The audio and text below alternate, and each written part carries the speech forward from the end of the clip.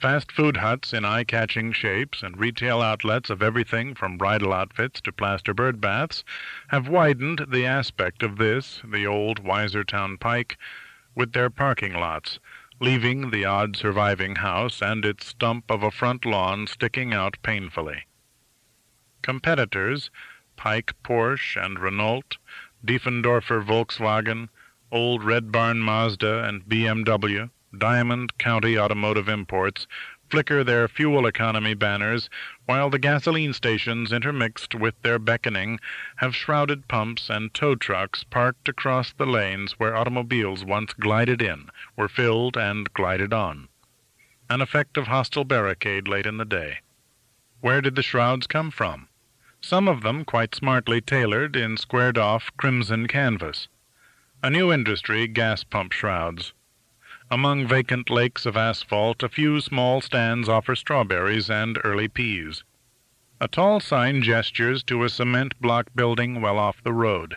Rabbit can remember when this was a giant Mr. Peanut pointing toward a low shop where salted nuts were arrayed in glass cases, Brazil nuts and hazelnuts and whole cashews, and, for a lesser price, broken ones. Diamond County, a great area for nuts, but not that great. The shop failed. Its shell was broken and doubled in size and made into a nightclub, and the sign repainted, keeping the top hat, but Mr. Peanut becoming a human reveler in white tie and tails. Now, after many mutilations, this sign has been turned into an ill-fitted female figure, a black silhouette with no bumps indicating clothing, her head thrown back, and the large letters DISCO falling in bubbles, as if plucked one by one from her cut throat. Beyond such advertisements, the worn green hills hold a haze of vapor, and pale fields bake as their rows of corn thicken. The inside of the Corolla is warming with a mingled human smell.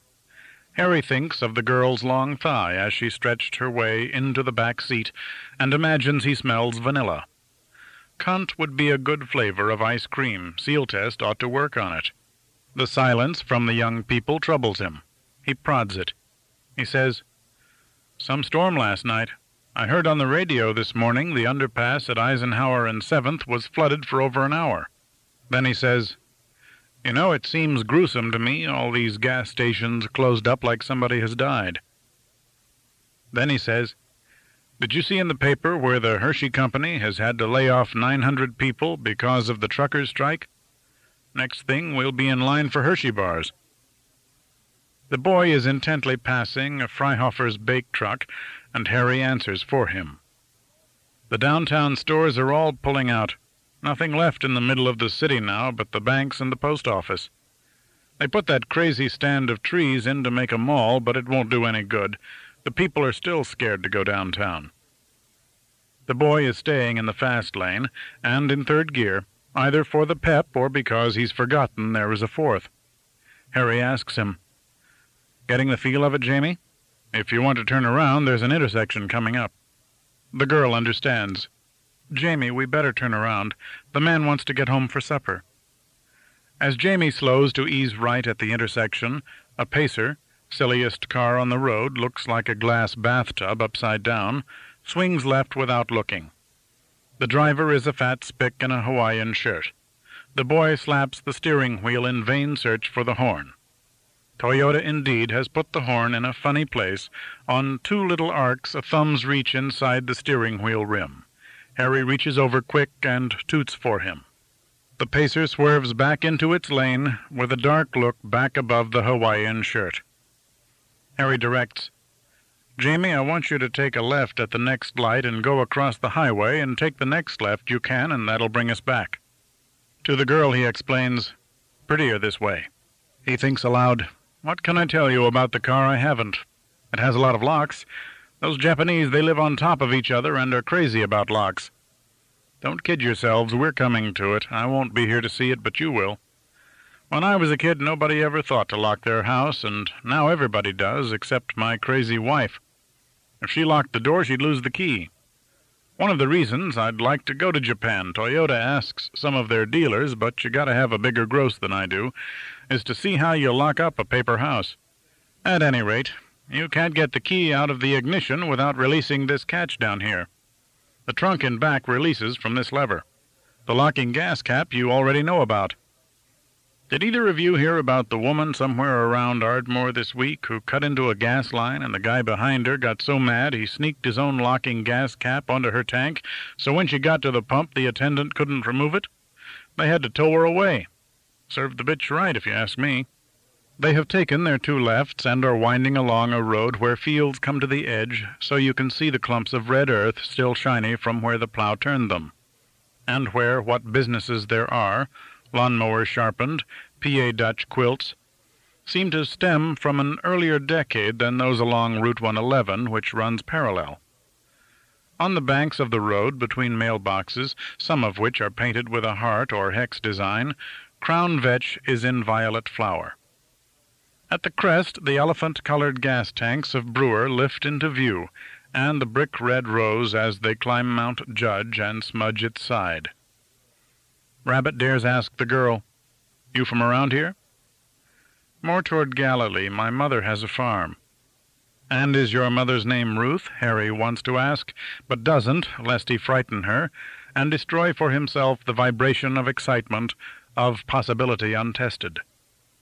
He tries to steal another peek at her to see if her white skin is a mirror, and if the innocent blue in her eyes is his, but the bulk restrains him and the tightness of the car. He asks the boy, "You follow the Phillies, Jamie? How about that 7-zip loss last night? You don't see Boa commit an error that often. Is Boa the one with the big salary?" Harry will feel better when he gets the Toyota out of this moron's hands. Every turn he can feel the tires pull, and the sudden secret widen within him, circle upon circle. It's like seed that goes into the ground invisible, and if it takes hold, cannot be stopped. It fulfills the shape it was programmed for, its destiny, sure as our death, and shapely. "I think you mean Rose," he answers. "He's not been that much help either. They're not going anywhere this year. Pittsburgh's the team. Pirates or Steelers, they always win. Take this left at the yellow blinker. That'll take you right across 111, and then you swing into the lot from the back. What's your verdict?" From the side the boy has an oriental look, a big stretch of skin between his red ear and red nose, puffy eyes whose glitter gives away nothing. People who gouge a living out of the dirt are just naturally mean, Harry has always thought. Jamie says, "Like I said, we were looking around. This car seems pretty small, but maybe that's just what you're used to." "Want to give the Corona a whirl? That interior feels like a palace after you've been in one of these. You wouldn't think it would. It's only about 2 centimeters wider and 5 longer. He marvels at himself how centimeters trip off his tongue. Another 5 years with these cars and he'll be talking Japanese. "But you better get used," he tells Jamie, "to a little scaling down. The big old boats have had it. People trade 'em in and we can't give 'em away. Wholesale half of 'em, and the wholesalers turn 'em into window boxes. The 500 trade-in I'd allow you on yours is just a courtesy, believe me. We like to help young people out. I think it's a hell of a world we're coming to, where a young couple like yourselves can't afford to buy a car or own a home. If you can't get your foot on even the bottom rung of a society geared like this, people are going to lose faith in the system. The 60s were a lark in the park compared to what we're going to see if things don't straighten out." Loose stones in the back section of the lot crackle. They pull into the space the Corolla came from, and the boy can't find the button to release the key until Harry shows him again. The girl leans forward, anxious to escape, and her breath stirs the colorless hairs on Harry's wrist. His shirt is stuck to his shoulder blades, he discovers standing to his height in the air. All three of them straighten slowly. The sun is still bright, but horsetails high in the sky cast doubt upon the weather for tomorrow's golf game after all. "Good driving," he says to Jamie, having given up on any sale. "Come back in for a minute and I'll give you some literature." Inside the showroom the sun strikes the paper banner and makes the letters Ty-Tog-U show through. Stavros is nowhere to be seen. Harry hands the boy his chief card and asks him to sign the customer register. "Like I said," the boy begins. Harry has lost patience with this escapade. "It doesn't commit you to a blessed thing," he says. "Toyota'll send you a Christmas card is all it means. I'll do it for you. First name James? Nunemacher, the boy says warily, and spells it. RD number 2, Galilee. Harry's handwriting has deteriorated over the years, gained a twitch at the end of his long arm, which yet is not long enough for him to see clearly what he writes. He owns reading glasses, but it is his vanity never to wear them in public. Done, he says, and all too casually turns to the girl. Okay, young lady, how about you? Same name? No way, she says, and giggles. You don't want me. A boldness sparks in the cool, flat eyes. In that way of women she has gone all circles, silly, elusive. When her gaze levels, there is something sexy in the fit of her lower lids, and the shadow of insufficient sleep below them. Her nose is slightly snub. Jamie's our neighbor. I just came along for the ride. I was going to look for a sundress at Kroll's if there was time. Something buried far back glints toward the light. Today's slant of sun has reached the shelf where the trophies Springer Motors sponsors wait to be awarded. Oval embossments on their weightless, white metal surfaces shine. Keep your name, you little cunt, it's still a free country. But he has given her his. She has taken his card from Jamie's broad red hand, and her eyes, childishly alight, slip from its lettering to his face to the section of far wall where his old headlines hang yellowing, toasted brown by time. She asks him, "Were you ever a famous basketball player?" The question is not so easy to answer. It was so long ago. He tells her, "In the dark ages. Why do you ask? You've heard the name?" "Oh, no," this visitant from lost time gaily lies. "You just have that look." When they have gone, the country squire swaying off on its soupy shocks, Harry uses the toilet down past Mildred Croust's door, along the corridor half of frosted glass, and meets Charlie coming back from locking up. Still there is pilferage, mysterious discrepancies eating into the percentages. Money is like water in a leaky bucket. No sooner there it begins to drip. "What'd you think of the girl?" Harry asks the other man back in the showroom. "With these eyes, I don't see the girls anymore. If I saw 'em with my condition, I couldn't do anything about it. She looked big and dumb, a lot of leg." "Not so dumb as that hick she was with," Harry says. "God, when you see what some girls are getting into, it makes you want to cry." Stavros's dark dabs of eyebrows lift. "Yeah? Some could say it was the other way around." He sits down to business at his desk. "Manny get to talk to you about that Torino you took on trade?" Manny is head of service, a short, stooping man with black pores on his nose, as if with that nose he burrows through each day's dirty work. Of course he resents Harry, who, thanks to his marriage to Springer's daughter, skates around in the sun of the showroom and accepts clunky Torinos on trade-in. "He told me the front end's out of alignment." Now he thinks in good conscience it should have a valve job. He also thinks the owner turned back the odometer. "What could I do? The guy had the book right in his hand. I couldn't give him less than book value. If I don't give him book value, Diefendorfer or Pike Porsche sure as hell will." "You should have let Manny check it out. He could have told at a glance it had been in a collision. And if he spotted the odometer monkey business, put the jerk on the defensive." "Can't he weight the front wheels enough to hide the shimmy?" Stavros squares his hands patiently on the olive-green top of his desk. "It's a question of goodwill. The customer you unload that Torino on will never be back, I promise you." "Then what's your advice?" Charlie says, "Discount it over to Ford in Pottsville. You had a cushion of $900 on that sale and can afford to give away two rather than get Manny's back up. He has to mark up his parts to protect his own department, and when they're Ford parts, you're carrying a markup already. Pottsville'll put a coat of wax on it and make some kid happy for a week." Sounds good. Rabbit wants to be outdoors, moving through the evening air, dreaming of his daughter. "If I had my way," he tells Charlie, "we'd wholesale the American makes out of here as fast as they came in. Nobody wants 'em except the blacks and the spicks, and even they got to wake up someday." Charlie doesn't agree. "You can still do well in used if you pick your spots. Fred used to say every car has a buyer somewhere, but you shouldn't allow more on any trade-in than you'd pay cash for that car. It is cash, you know. Numbers are cash, even if you don't handle any lettuce. He tips back his chair, letting his palms screech with friction on the desktop. When I first went to work for Springer in '63, we sold nothing but second-hand American models. You never saw a foreign car this far in from the coast. The cars would come in off the street, and we'd paint 'em and give 'em a tune-up, and no manufacturer told us what price to attach. We'd put the price on the windshield in shaving cream and wipe it off and try another if it didn't move inside a week. No import duty, no currency devaluation. It was good, clean dog-eat-dog. Reminiscence. Sad to see it rotting Charlie's brain. Harry waits respectfully for the mood to subside, then asks, as if out of the blue, "Charlie, if I had a daughter, what do you think she'd look like?" "Ugly," Stavros says. "She'd look like Bugs Bunny."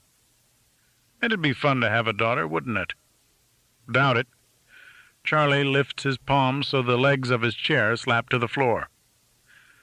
"What do you hear from Nelson?" Harry turns vehement. "Nothing much, thank God," he says. "The kid never writes.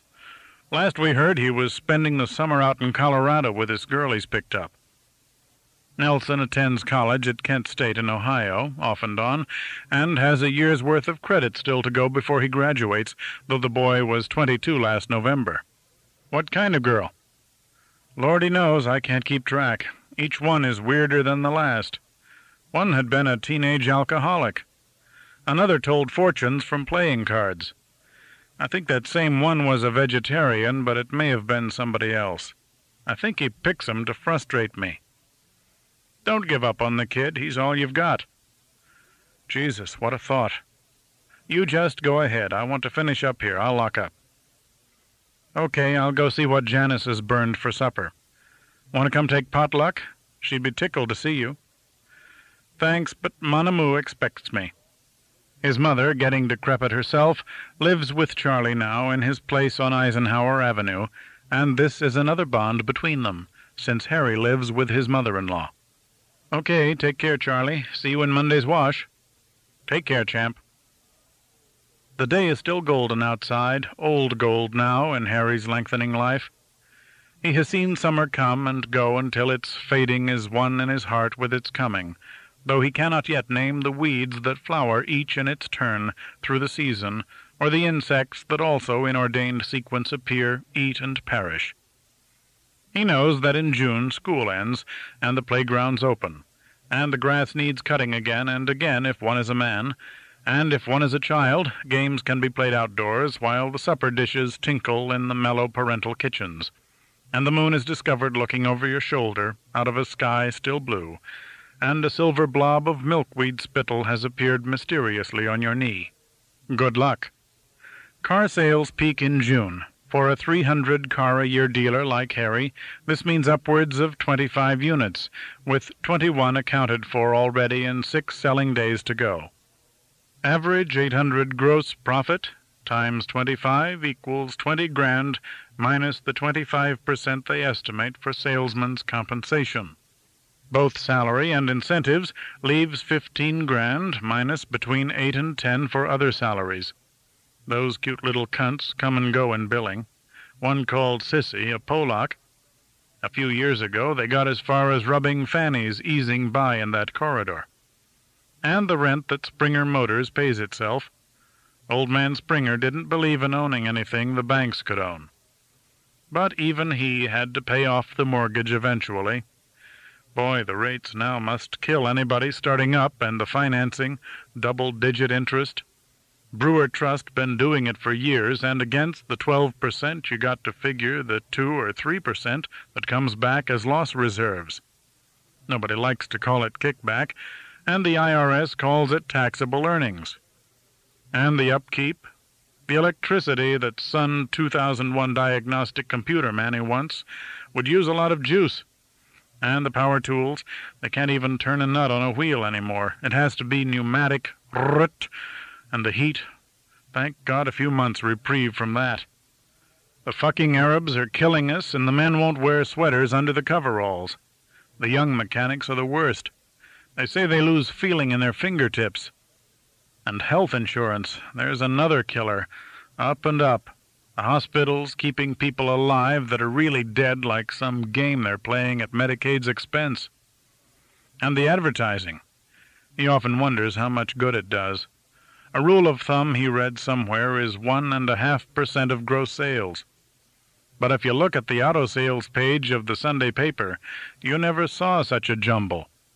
Just the quiet listing of the prices and the shadow of the dealer.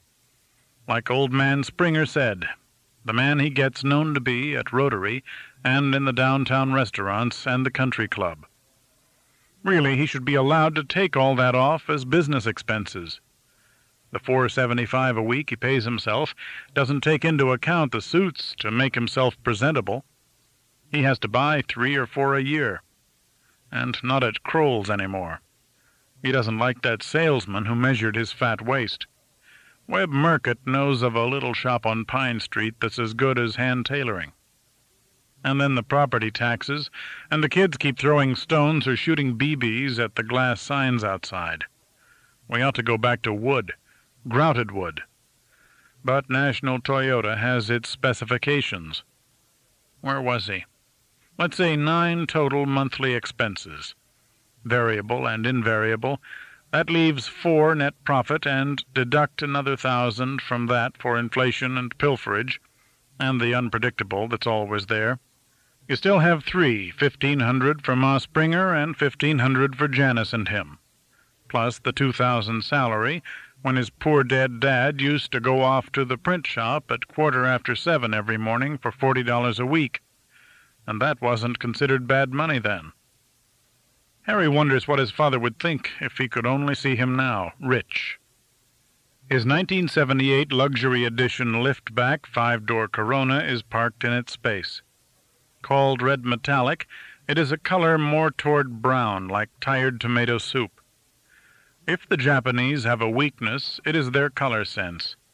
Their copper metallic, to Harry's eyes, is a creosote brown. The mint green metallic, something like what he imagines cyanide to be. And what they call beige, a plain lemon yellow.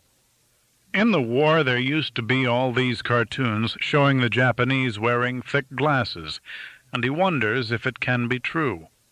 They don't see too well, all their colors falling in between the stripes of the rainbow. Still, his Corona is a snug machine. Solid, big car feel, padded tilt steering wheel, lumbar support lever for adjustable driver comfort, factory-installed AM, FM, MPX 4-speaker radio. The radio is what he enjoys, gliding through Brewer with the windows up and locked, and the power-boosted ventilation flowing through, and the 4 corners of the car dinging out disco music as from the 4 corners of the mine's ballroom. Peppy and gentle, the music reminds Rabbit of the music played on radios when he was in high school. How High the Moon, with the clarinet breaking away, the licorice stick, they used to call it, Puttin' on the Ritz. City music, not like that country music of the 60s that tried to take us back and make us better than we are. Black girls with tinny, chiming voices chant nonsense words above a throbbing, electrified heat. And he likes that. The thought of those black girls, out of Detroit probably, their boyfriends goofing off on the assembly line, in shimmery tinsel dresses, throbbing one color after another as the disco lights spin. He and Janice ought to visit at least the place down Route 111, DISCO, he noticed today for the 100th time, never dared go in. In his mind he tries to put Janice and the colored girls and the spinning lights all together, and they fly apart. He thinks of Skeeter. 10 years ago this small black man came and lived with him and Nelson for a crazy time. Now Skeeter is dead, he learned just this April.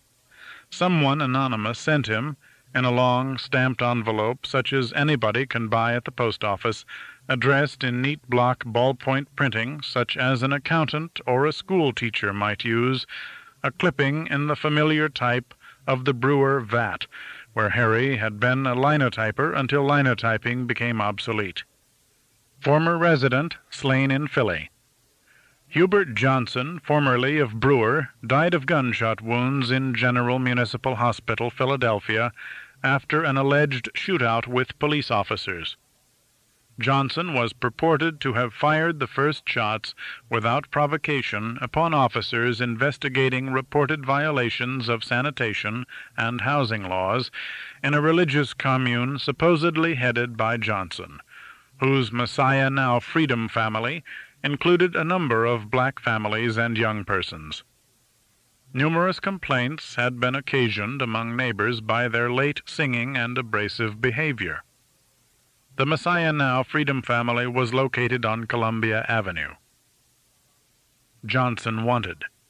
Johnson, last of Plum Street, City, was remembered locally as Skeeter, and also went under the name of Farnsworth.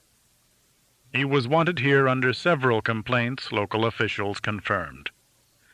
Philadelphia Police Lieutenant Roman Serpitsky informed reporters that he and his men had no choice but to return fire upon Johnson.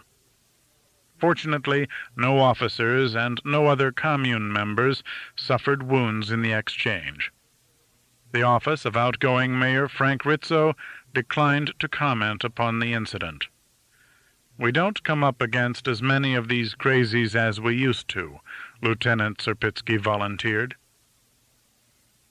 The clipping had been accompanied by no note. Yet the sender must have known him, known something of his past, and be watching him, as the dead supposedly do. Creepy. Skeeter dead, a certain light was withdrawn from the world, a daring, a promise that all would be overturned. Skeeter had foretold this, his death young. Harry last had seen him heading across a field of corn stubble among crows gleaning. But that had been so long ago the paper in his hand this last April felt little different from any other news item or from those sports clippings hanging framed in his showroom about himself. Yourselves die too. That part of him subject to Skeeter's spell had shriveled and been overlaid. In his life he had known up close no other black people, and in truth had been beyond all fear and discomfort flattered by the attentions of this hostile stranger descended like an angel. Harry felt he was seen by this furious man anew, as with X-rays. Yet he was surely a madman, and his demands inordinate and endless, and with him dead Rabbit feels safer. As he sits snug in his sealed and well-assembled car, the venerable city of Brewer unrolls like a silent, sideways movie past his closed windows. He follows 111 along the river to West Brewer, where once he lived with Skeeter, and then cuts over the Weiser Street Bridge, renamed after some dead mayor, whose name nobody ever uses, and then, to avoid the pedestrian mall with fountains and birch trees the city planners put in the broadest 2 blocks of Weiser, to renew the downtown supposedly. The joke was, they planted twice as many trees as they needed, figuring half would die. But in fact almost all of them thrived, so they have a kind of forest in the center of town, where a number of muggings have taken place and the winos and junkies sleep it off. Harry cuts left on 3rd Street, and through some semi-residential blocks of mostly ophthalmologists' offices, to the diagonal main drag called Eisenhower, through the sector of old factories and railroad yards. Railroads and coal made Brewer. Everywhere in this city, once the 4th largest in Pennsylvania, but now slipped to 7th, structures speak of expended energy. Great shapely stacks that have not issued smoke for half a century. Scrolling cast-iron light stanchions not lit since World War II. The lower blocks of Weiser given over to the sale of the cut-rate and the X-rated, and the only new emporium, a big windowless enlargement in white brick, of Schoenbaum funeral directors. The old textile plants given over to discount clothing outlets, teeming with a gim-crack cheer of banners, factory fair, and slogans, where the dollar is still a dollar. These acres of dead railroad track and car shops and stockpiled wheels and empty boxcars stick in the heart of the city like a great rusting dagger. All this had been cast up in the last century by what now seem giants, in an explosion of iron and brick still preserved intact in the city, where the sole new buildings are funeral parlors and government offices, unemployment, and join the army. Beyond the car yards and the underpass at 7th that had been flooded last night, Eisenhower Avenue climbs steeply through tight-built neighborhoods of row houses built solid by German workingmen's savings and loan associations. Only the fanlights of stained glass immune to the later layers of aluminum awning and permastone siding. The Polacks and Italians being squeezed out by the blacks and Hispanics that in Harry's youth were held to the low blocks down by the river. Dark youths, thinking in languages of their own, stare from the triangular stone porches of the old corner grocery stores. The vanished white giants, as they filled Brewer into its grid, named these higher streets that Eisenhower crosses for fruits and the seasons of the year. Winter, spring, summer, but no Fall Street. For 3 months, 20 years ago, Rabbit lived on Summer with a woman, Ruth Leonard. There he fathered the girl he saw today, if that was his daughter. There is no getting away. Our sins, our seed, coil back. The disco music shifts to the Bee Gees, white men who have done this wonderful thing of making themselves sound like black women. Stayin' Alive comes on with all that amplified throbolo and a strange nasal whining underneath. The John Travolta theme song. Rabbit still thinks of him as one of the sweat hogs from Mr. Cotter's class, but for a while back there last summer the USA was 100% his, every twat under 15 wanting to be humped by a former sweat hog in the back seat of a car parked in Brooklyn. He thinks of his own daughter getting into the back seat of the Corolla, bare leg up to her ass. He wonders if her pubic hair is ginger in color like her mother's was. That curve where a tender, entire woman seems an inch away around a kind of corner, where no ugly penis hangs like sausage on the rack, blue-veined. Her eyes his blue. Wonderful to think that he has been turned into cunt, a secret message carried by genes all that way through all these comings and goings all these years, the bloody tunnel of growing and living, of staying alive. He better stop thinking about it. It fills him too full of pointless excitement. Some music does that. Some car with double headlights, a yellow Le Mans with that big vertical bar in the middle of the grill, is riding his tail so close he eases over behind a parked car and lets the bastard by. A young blonde with a tipped-up tiny profile is driving. How often that seems to be the case these days. Some pushy road hog you hate turns out to have a little girl at the wheel, who must be somebody's daughter, and from the lackadaisical glassy look on her face has no idea of being rude, just wants to get there. When Rabbit first began to drive, the road was full of old fogies going too slow, and now it seems nothing but kids in a hell of a hurry pushing.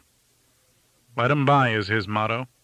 Maybe they'll kill themselves on a telephone pole in the next mile. He hopes so. His route takes him up into the area of the stately Brewer High School, called the Castle, built in 1933. The year of his birth is how he remembers. They wouldn't build it now, no faith in education. Indeed, they say with zero growth rate approaching, there aren't enough students to fill the schools now. They are closing a lot of the elementary schools down. Up this high, the city builders had run out of seasons and went to tree names. Locust Boulevard, east of the Castle, is lined with houses with lawns all around, though the strips between are narrow and dark, and rhododendrons die for lack of sun. The better off live up here, the bone surgeons and legal eagles and middle management of the plants that never had the wit to go south or have come in since. When Locust begins to curve through the municipal park, its name changes to Cityview Drive. though with all the trees that have grown up in time, there isn't much view left. Brewer can be seen all spread out really only from the Pinnacle Hotel, now a site of vandalism and terror, where once there had been dancing and necking. Something about Spicks they don't like to see white kids making out. They surround the car and smash the windshield with rocks and slit the clothes off the girl while roughing up the boy.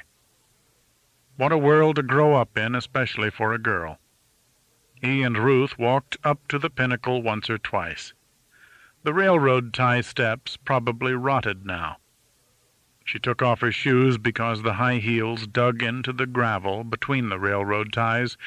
He remembers her city-pale feet lifting ahead of him under his eyes, naked for him as it seemed. People satisfied with less than. In the park, a World War II tank, made into a monument, points its guns at tennis courts where the nets, even the ones made of playground fencing, keep getting ripped away. The strength these kids use just to destroy. Was he that way at that age? You want to make a mark. The world seems indestructible and won't let you out. Let 'em by. There is a stoplight, and, turning left, Harry passes between houses gabled and turreted, the way they did early in the century, when men wore straw hats and made ice cream by hand and rode bicycles. And then there is a shopping center, where a four-theater movie complex advertises on its sign high up, where vandals can't reach it, to steal letters: Alien, Moonraker, Main Event, Escape from Alcatraz. None of them does he want to see, though he likes the way Streisand's hair frizzes up, and that Jewish nose. Not just the nose, there is Jewishness in the thrust of her voice that thrills him. Must have to do with being the chosen people. They do seem more at home here on earth, the few he knows, more full of bounce. Funny about Streisand, if she isn't matched up with an Egyptian like Sharif, it's with a super waspy-looking type like Ryan O'Neal. Same thing with Woody Allen, nothing Jewish about Diane Keaton, though her hair does frizz, come to think of it. The music stops, the news comes on. A young female voice reads it, with a twang like she knows she's wasting our time. Fuel, truckers. 3 Mile Island investigations continue. Date for Skylab fall has been revised. Somoza in trouble, too. Stay of execution of convicted Florida killer denied. Former leader of Great Britain's Liberal Party acquitted of charges of conspiring to murder his former homosexual lover. This annoys Rabbit, but his indignation at this pompous pansy's getting off scot-free dissolves in his curiosity about the next criminal case on the news, this of a Baltimore physician who was charged with murdering a Canada goose with a golf club. The defendant claims, the disinterested female voice twangs on, that he had accidentally struck the goose with a golf ball and then had dispatched the wounded creature with a club to end its misery. The voice concludes, a mercy killing or murder most foul. He laughs aloud in the car alone. He'll have to try to remember that to tell the gang at the club tomorrow. Tomorrow will be a sunny day, the woman reassures him, giving the weather. And now the #1 hit coast to coast, Hot Stuff by the Queen of Disco, Donna Summer. Sittin' here eatin' my heart out waitin' for some lover to call. Rabbit likes the chorus where the girls in the background chime in. You can picture them standing around some steamy city corner chewing gum, and who knows what else. Hot stuff. I need hot stuff. I want some hot stuff. I need hot stuff. Still, he liked Donna Summer best in the days when she was doing those records of a woman breathing and panting and sighing like she was coming. Maybe it wasn't her, just some other slim black chick. But he thinks it was her. The road takes on a number, 422, and curves around the shoulders of Mount Judge, with a steep drop on the right side and a view of the viaduct that once brought water to the city from the north of the county across the black breadth of the running Horse River. 2 gas stations mark the beginning of the borough of Mount Judge.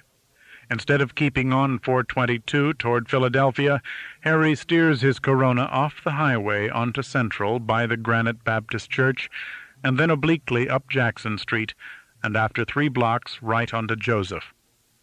If he stays on Jackson 2 more blocks, he will pass his old house, 1 number in from the corner of Maple.